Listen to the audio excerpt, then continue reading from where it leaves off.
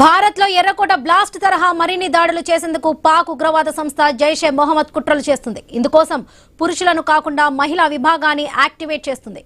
జమాత్ ఉల్ మేమినత్ పేరుతో మహిళా ఉగ్రవాద విభాగం పనిచేస్తుంది. Poonch line of control LOC వద్ద పాకిస్తాన్ మహిళ భారత్ లోకి చొరబడేందుకు ప్రయత్నించింది. ఆమెను గుర్తించిన సైనికులు అదుపులోకి తీసుకున్నారు. ఆ మహిళ షేనాజ్ అఖ్తర్ ఆక్రమిత కశ్మీర్ కు చెందిన మహిళగా నిర్ధారించారు. విచారణలో ఆ మహిళకు జైషే మొహమ్మద్ తో లింకులున్నట్లుగా తేలింది.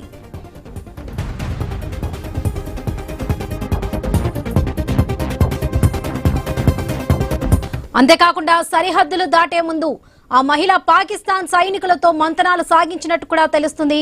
బార్డర్ దాటిన తర్వాత ఆమె కలవాల్సిన వ్యక్తి గురించి చర్చించినట్లుగా సమాచారం. ఢిల్లీ ఎర్రకోట పేలుడు ఘటనలో మహిళా ఉగ్రవాదుల విషయం బయటపడిన సంగతి తెలిసిందే. ఈ కేసులో మహిళా డాక్టర్తో పాటు పలువురు పట్టుబడ్డారు.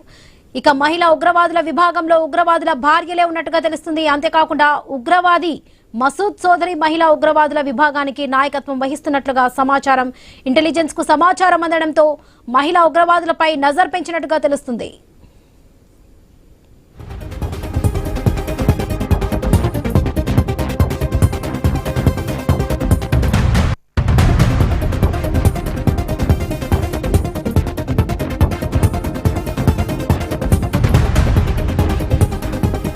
భారత్ లో ఎర్రకోట బ్లాస్ట్ తరహా మరిన్ని దాడులు చేసేందుకు పాక్ ఉగ్రవాద సంస్థ జైషే మొహమ్మద్ కుట్రలు చేస్తుంది. ఇందుకోసం పురుషులను కాకుండా మహిళా విభాగాన్ని యాక్టివేట్ చేస్తుంది.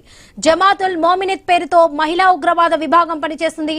Poonch line of control LOC వద్ద పాకిస్తాన్ మహిళ భారత్ లోకి చొరబడేందుకు ప్రయత్నించింది. ఆమెను గుర్తించిన సైనికులు అదుపులోకి తీసుకున్నారు. ఆ మహిళ షేనాజ్ అఖ్తర్ ఆక్రమిత కశ్మీర్ కు చెందిన మహిళగా నిర్ధారించారు. విచారణలో ఆ మహిళకు జైషే మొహమ్మద్ తో లింకులున్నట్లుగా సమాచారం.